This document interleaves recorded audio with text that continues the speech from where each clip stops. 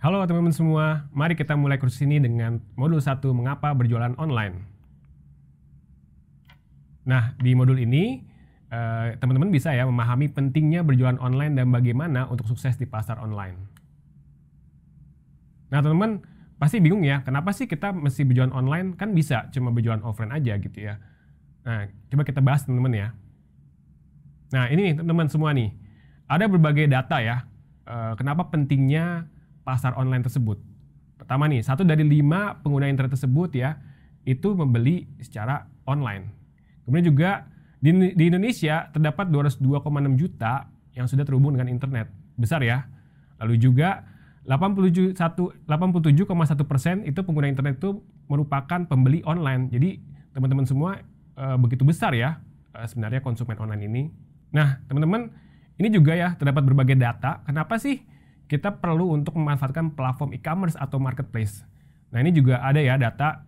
Jadi semenjak new normal itu terjadi pelonjakan ya di pasar e-commerce. Contohnya terdapat 36T ya, jadi naik 20% dari sebelumnya. Lalu juga transaksi online itu terdapat 4,8 juta ya, itu juga naik juga. Bahkan konsumen baru ini terdapat 51% teman-teman ya. Jadi memang setengahnya itu adalah konsumen baru di online. Dan bahkan permintaan tersebut melonjak 5-10 kali lipat. Nah, teman-teman semua, kalau misalnya bingung, apa sih e-commerce atau marketplace yang populer di Indonesia? Jadi berdasarkan data dari Kata Data tahun 2023, ternyata Shopee ya, termasuk adalah platform yang paling populer.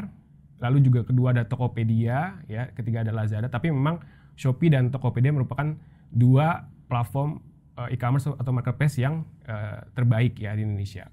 Nah, teman-teman, sebenarnya apa sih tantangan umum bisnis online saat ini ya kalau misalnya kita mau memulainya? Nah, teman-teman semua nih ya. Jadi pertama memang kompetisi sekarang itu sangat sengit sekali ya. Bayangin ya, kita UMKM kita itu ada 120 juta unit usaha sehingga banyak banget pesaingnya. Kedua juga kecepatan, karena memang konsumen tersebut meminta semuanya itu serba cepat ya, dari segi pelayanan, pengiriman ya.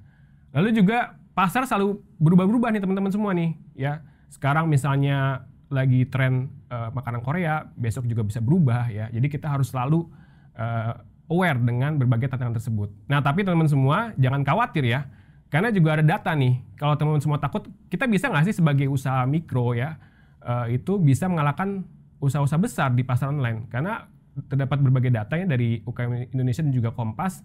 Ternyata di Tokopedia contohnya nih ya, misalnya di kopi dan di pasar daging segar, itu adalah UMKM adalah rajanya gitu di pasar online. Jadi dia mengalahkan berbagai perusahaan-perusahaan besar di pasar online, sehingga teman-teman jangan takut bahwa kita sebagai pelaku usaha pemula ya atau UMKM itu kita bisa menjadi raja loh di pasar online. Tapi teman-teman semua ya, kita perlu untuk memberikan suatu nilai keunggulan ya dalam suatu produk kita atau bisnis online kita, karena memang kalau kita nggak punya nilai keunggulan, kita pasti akan kalah dari perusahaan besar gitu.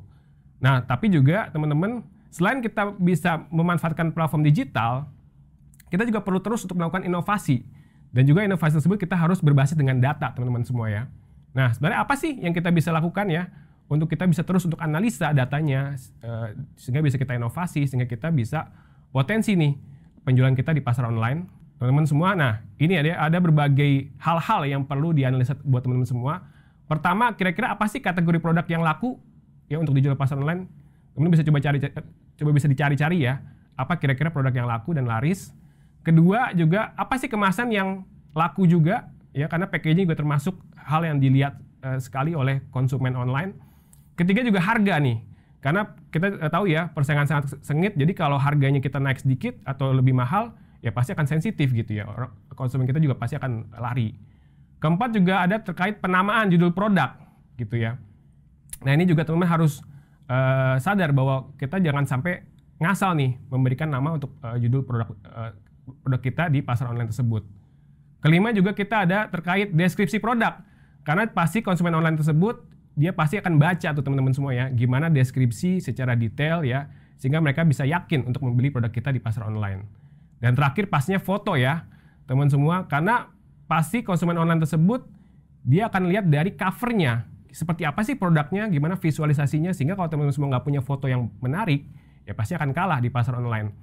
Dan teman-teman semua bisa ya ikuti teknik namanya ATM, artinya amati, tiru, modifikasi. Jadi teman-teman semua kalau misalnya bingung gimana caranya kita untuk melakukan inovasi di pasar online, ya kita terus untuk amati para pesaing kita amati terus, kita juga tiru apa hal-hal yang baik ya. Tapi tetap juga kita jangan selalu jiplak, plek-plekan ya. Kita bisa modifikasi sesuai dengan nilai keunggulan dari bisnis kita. Nah ini juga teman-teman semua ya, kalau di Shopee, Tokopedia, teman-teman juga bisa buka ya analytical tools ya. Di sini kita bisa menganalisa gimana profil konsumen kita.